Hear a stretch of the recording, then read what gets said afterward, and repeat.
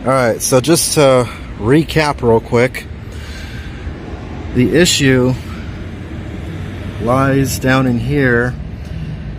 Not sure if you guys can really see it as well as the still images that I enhanced and posted in the community section of my channel. But all along down in here, there's a bunch of hairline cracks. I'll post the still images up right now. You see that?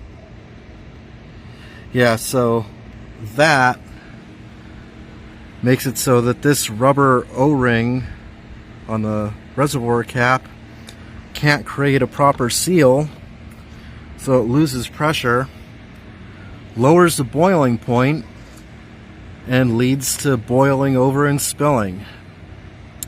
That's my theory. Pretty sure I'm right. This whole reservoir is being replaced. I just have to get to that hose clamp right there, disconnect this. I just squeeze these.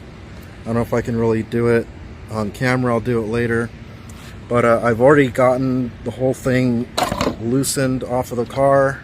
It's ready to go. I just need to disconnect it, drain the little bit of fluid that's in there, and go in and get my replacement.